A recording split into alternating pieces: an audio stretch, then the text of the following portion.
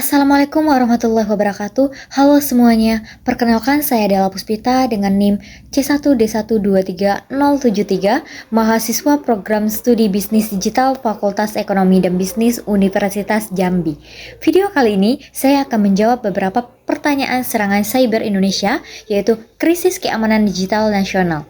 Tugas Cyber Security Manajemen pertemuan ke-15 yang dibimbing oleh Bapak Bambang Purnomo, SEMM. Di era digital seperti sekarang, serangan cyber bukan hanya ancaman, tapi realitas. Apakah organisasi kamu siap menghadapinya?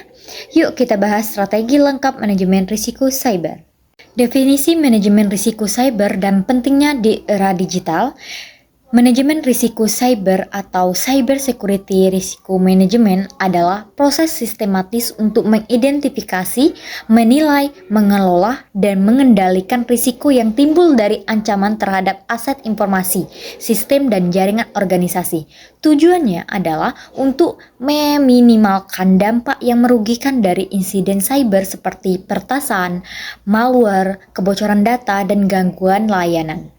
Pentingnya manajemen risiko cyber. Manajemen risiko cyber menjadi krusial di era digital karena meningkatnya frekuensi dan kompleksitas serangan cyber seperti ransomware, phishing, dan APT. Transformasi digital, organisasi meningkatkan permukaan serangan atau attack surface. Data sebagai aset utama, terutama bagi sektor seperti keuangan, e-commerce, dan kesehatan.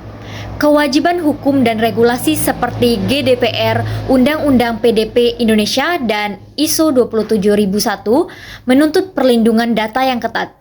Reputasi bisnis sangat bergantung pada kepercayaan pelanggan terhadap keamanan informasi. Contohnya, sebuah rumah sakit yang tidak menerapkan manajemen risiko cyber dengan baik bisa menjadi korban ransomware, mengakibatkan hilangnya akses ke rekam medis pasien, layanan terganggu, dan potensi tuntutan hukum dari pasien. Perbandingan risiko operasional, finansial, dan cyber, dan contoh dampak cyber. Risiko operasional yaitu risiko akibat kegagalan proses internal, sistem, atau kesalahan manusia. Fokus utama risiko operasional adalah efisiensi operasional. Risiko finansial yaitu risiko kerugian akibat faktor ekonomi seperti pasar, kredit, atau likuiditas. Fokus utama dari risiko finansial adalah stabilitas keuangan. Risiko cyber yaitu risiko yang timbul dari ancaman teknologi terhadap sistem digital dan data. Fokus utama risiko finansial adalah keamanan informasi. Kontrasnya, risiko operasional dan finansial ini bersifat umum dalam bisnis. Risiko cyber lebih spesifik terhadap ancaman digital dan teknologi. Risiko cyber dapat menjadi penyebab risiko operasional dan finansial. Contoh dampak nyata risiko cyber yaitu perusahaan e-commerce besar terkena serangan DDoS. Dampak operasionalnya, website tidak bisa diakses selama 12 jam, proses transaksi dan pengiriman terganggu. Dampak finansial, kehilangan penjualan senilai miliaran rupiah, ditambah biaya pemulihan sistem dan kompensasi pelanggan. Tahapan proses manajemen risiko cyber. Manajemen risiko cyber terdiri dari 5 tahapan utama yang saling berkesinambungan. Proses ini penting untuk melindungi aset digital dan memastikan keberlangsungan operasional organisasi. Identifikasi risiko. Langkah pertama adalah mengidentifikasi semua aset informasi penting, ancaman potensial, dan kerentanan yang bisa dieksploitasi. Ini menciptakan dasar untuk seluruh proses manajemen risiko. Aktivitas konkretnya menyusun inventaris aset IT atau server database, perangkat endpoint, dan aplikasi. Melakukan wawancara dengan pemilik proses bisnis untuk mengidentifikasi titik lemah sistem. Menggunakan tools scanning seperti Nmap, Nessus untuk mendeteksi kerentanan. Contohnya, seorang manajer risiko cyber di perusahaan fintech memetakan sistem pembayaran online dan menemukan bahwa satu server belum dipatch selama 3 bulan. Yang kedua yaitu analisis risiko, yaitu menilai sejauh mana ancaman dan kerentanan dapat menimbulkan kerugian terhadap aset. Risiko biasanya dihitung berdasarkan dua komponen utama, kemungkinan dan dampak. Aktivitas konkretnya yang pertama menggunakan matriks risiko untuk menilai dampak dan kemungkinan setiap risiko. Menganalisis skenario seperti bagaimana jika data pelanggan bocor. Contohnya, tim menemukan bahwa ancaman terhadap API publik yang tidak dilindungi berisiko tinggi karena memungkinkan akses ilegal ke data pengguna. Yang ketiga, tahapan evaluasi risiko, yaitu menentukan risiko mana yang paling membutuhkan perhatian berdasarkan tingkat risikonya. Ini membantu organisasi dalam pengambilan keputusan prioritas mitigasi. Aktivitas konkretnya mengklasifikasikan risiko sebagai rendah, sedang, atau tinggi.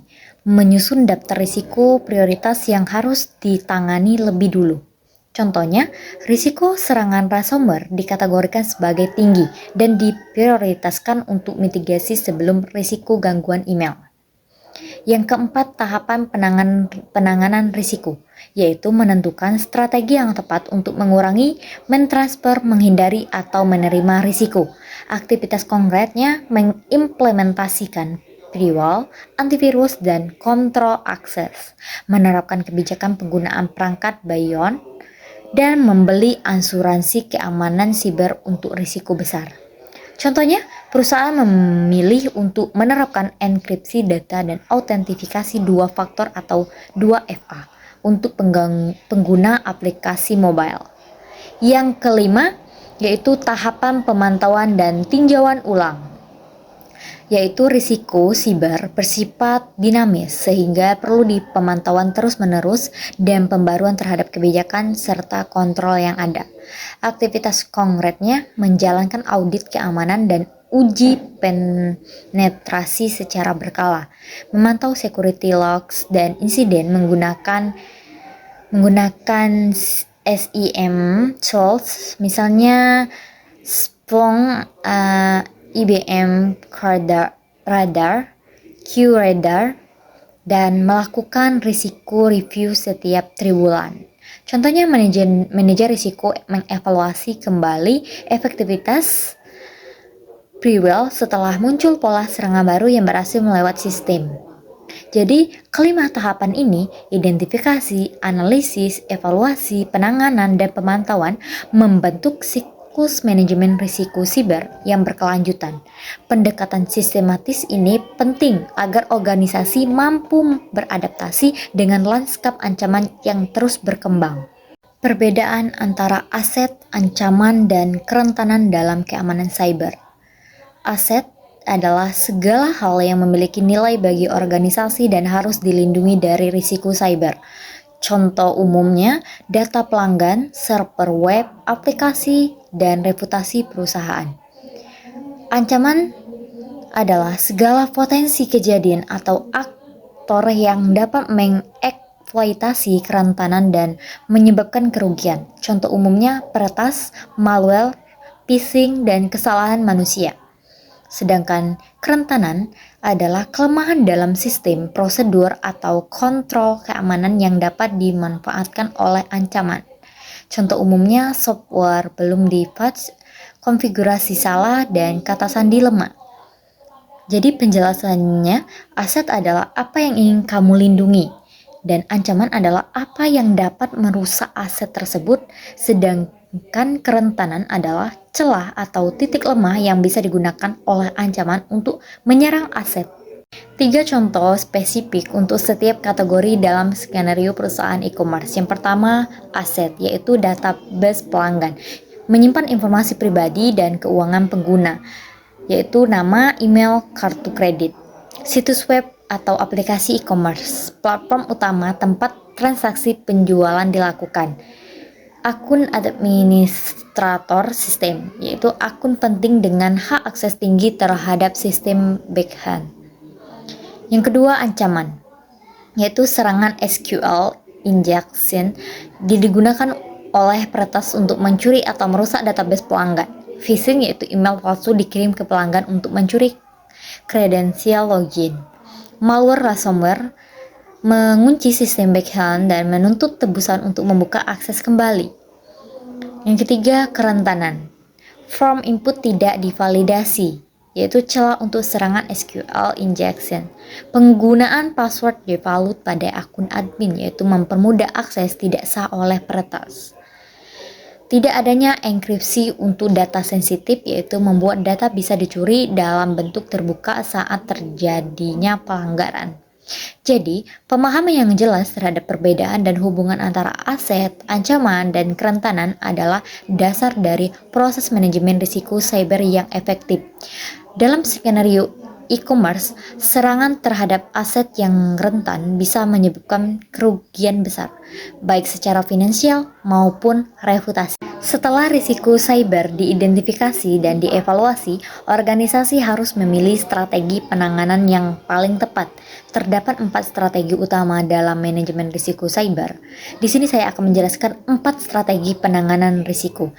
Yang pertama, strategi penerimaan risiko, yaitu menerima risiko yang dianggap kecil atau tidak layak dikurangi karena biaya mitigasinya lebih besar dari dampaknya. Yang kedua, penghindaran risiko, yaitu menghindari risiko sepenuhnya dengan menghapus aktivitas atau sistem penyebab risiko. Yang ketiga, mitigasi risiko, yaitu mengurangi kemungkinan terjadinya atau dampak dari risiko dengan kontrol teknis, prosedural, atau kebijakan. Yang keempat, alih risiko atau risk transfer, yaitu mengalihkan risiko ke pihak ketiga, biasanya melalui asuransi atau kontrak layanan atau outsourcing. Contoh nyata untuk setiap strategi dalam konteks startup fintech. Yang pertama, penerimaan risiko. Contohnya, startup fintech menerima risiko kecil dari pengguna yang lupa logout dari aplikasi di perangkat publik. Jadi, karena dampaknya minimal dari biaya pengembangan fitur auto logout terlalu tinggi untuk tahap awal, perusahaan memutuskan untuk hanya memberi edukasi pengguna tanpa menambahkan teknologi tambahan. Yang kedua, penghindaran risiko.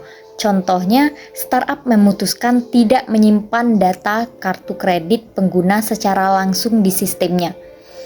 Untuk menghindari risiko kebocoran data sensitif, perusahaan memilih untuk menggunakan layanan payment gateway, misalnya Midtrans atau Stripe, yang langsung memproses pembayarannya.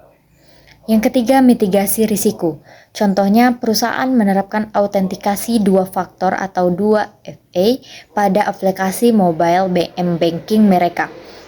Jadi, ini mengurangi risiko akses tidak sah jika kredensial pengguna bocor dengan menambahkan lapisan keamanan tambahan. Yang keempat, risiko transfer atau alih risiko. Contohnya, startup fintech membeli asuransi keamanan cyber atau cyber asuransi. Jadi jika terjadi insiden cyber besar seperti pelanggaran data atau serangan ransomware, sebagian kerugian finansial akan ditanggung oleh pihak asuransi. Strategi penanganan risiko tidak bersifat satu ukuran untuk semua. Startup fintech harus menilai risiko berdasarkan prioritas dan memilih strategi paling sesuai, mulai dari menerima hingga mengalihkan risiko, demi menjaga keamanan, efisiensi biaya, dan keberlangsungan bisnis. Itu dia pembahasan mengenai beberapa pertanyaan serangan cyber Indonesia, krisis keamanan digital nasional. Semoga video ini bermanfaat. Sekian, terima kasih. Wassalamualaikum warahmatullahi wabarakatuh.